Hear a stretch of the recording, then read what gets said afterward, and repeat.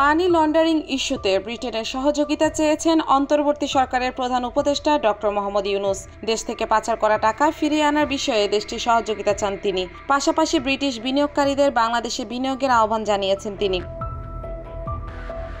২১ August রাষ্ট্রীয় অতিথি ভবন যমুনায় ব্রিটিশ হাই কমিশনার সারাহ কুকের সাথে সৌজন্য সাক্ষাতে কথা বলেন তিনি। প্রধান উপদেষ্টার প্রেস উইং বিষয়টি নিশ্চিত করে।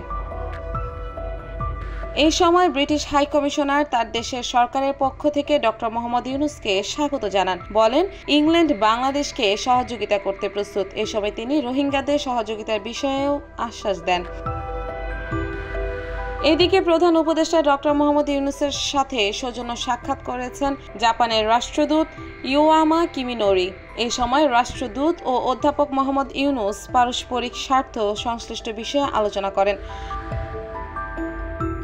জাপানের রাষ্ট্রদূত বলেন, একটি শান্তিপূর্ণ ও গণতান্ত্রিক রাজনৈতিক উত্তরণের মাধ্যমে বাংলাদেশ স্থিতিশীল উন্নয়নের পথে অগ্রসর হবে। দুই দেশের মধ্যে থাকা কৌশলগত অংশীদারিত্বের অংশ হিসেবে জাপান বাংলাদেশের উন্নয়ন ও সমৃদ্ধির জন্য সমর্থন অব্যাহত রাখবে।